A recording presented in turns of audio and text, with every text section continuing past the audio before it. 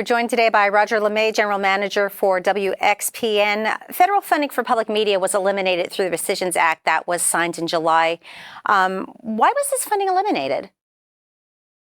If you listen to what the comments were, the White House was really about directed at NPR and PBS, and for the White House felt that it was not sympathetic to them and biased against them, and cultural wars issues and all that. And unfortunately, the money that's been going through, the very little money that's been going through the Corporation for Public Broadcasting all this time, which amounts to less than 1/100% of the federal budget, has really mostly gone to stations across the country over the years. 70% of the money goes directly to stations, and so it's sort of taking out this attack on independent journalism that's happening, but taking it out on all the stations across the country that serve their local communities. What impact will this have on stations like WXPN? Where it's not going to put us out of business, I will say that. We over half our money comes from membership and donor support, and we've certainly had an uptick in that since this news has come out. But it's really for us specifically, it's really going to have an impact on the amount of community engagement and with the local music communities in our region that we're able to do. And for small rural stations across the country, and including Pennsylvania, but everywhere, it's really could be existential and really significantly impact their ability to survive, as well as their ability to really serve their communities in the way that they have for so long. For the benefit of our statewide audience, what should our audience know about WXPN? WXPN is an all music station. It's what we call AAA, but it's really sort of roots music, non-commercial, independent artists. Again, we connect artists to audiences, and we're really about building a community around musical discovery in that sense. And ironically, at this time, we're really committed to being an oasis away from the sort of the 24-hour news cycle and the politics of what's going on, and really focus on supporting the artists and supporting the people who care about the artists. And we're licensed to the University of Pennsylvania, but we're independently financed by our members and our business supporters. How much of the federal funding will affect WXPN's budget? And if you could also include it in that, address the issue of music licensing costs. Yes. So it's about $500,000 to $600,000 a year that we get in what they call CSGs, community service grants. And that's what it's called. And that's really what it is. It's the difference between it's only 5% of our overall budget, but it's really the money that we're able to use to reach out to our community and put on free shows for people, which both is serving the artists and getting them exposure, and serving the audiences of being able to see things for free. And it has a big impact. Beyond that annual grant, there's going to be, we have to deal with the problem of the music licensing, as you asked. The Corporation for Public Broadcasting has historically not only negotiated, administered, and paid for music licensing, which is a very complex space. There are 6 different contracts that now, right now, it's only been paid through the end of 25. So we're really kind of facing a cliff on that. The good news is that there are existing agreements. So it's compared to a lot of the issues that have been driven by this rescission package.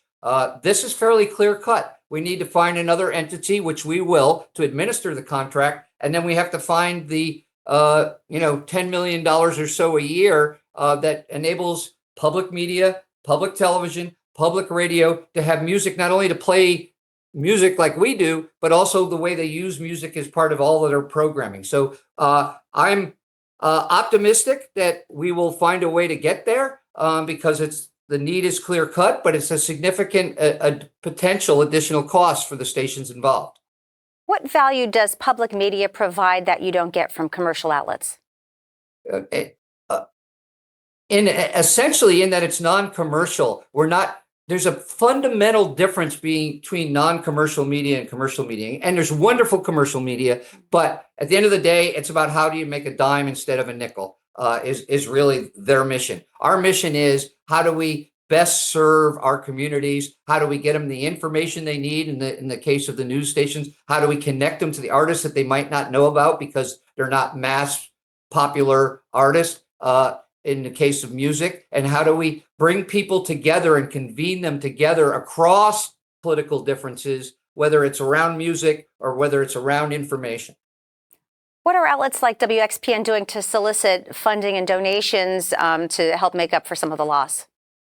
Well, we've been communicating what the situation is, but to tell you the truth, our listeners, we have a lot of sustaining members, and our listeners are very attuned to what's going on. We almost didn't have to say anything because they're so concerned and alarmed about what is going on and value the role that public media plays in their life. And in our case, that we're part of their daily life. If somebody's watching this and they want to help support WXPN, what can they do? Go to xpn.org and support us in the best way that they can.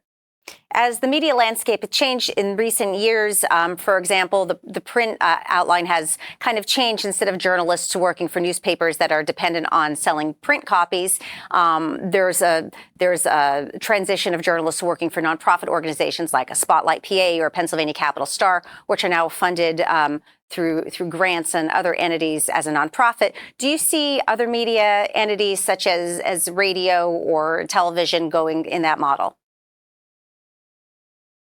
Well, inevitably, where more and more of our audience is going to connect to us through digital platforms. And the challenge, which has been the challenge with the wonderful work that's being done by these nonprofit news organizations, is that the business model on digital platforms is very different than whether it was on newspaper or whether it was on the radio. And we still derive most of our revenue from the legacy media platforms such as radio. And so I think, yes, we'll migrate, but it's going to have to be with foundation support and tremendous member support. And I think you see some of the news organizations that former newspapers that have become nonprofits sort of ironically migrating to the public media membership because it's really going to have to be a question of that people value us, they think we're important, and they support us in the best way that they can. What does the future look like for WXPN? We're gonna, our approach right now is really to double down. We are committed. We think that the work that we do, that the community building is more important in this time of all different media outlets and disintegration and social media. So we're not climbing in a hole. We're going to try to raise our level of service, and we're optimistic that the support will grow along with it, and just keep on fighting. Roger LaMay, General Manager for WXPN. Thank you for joining us.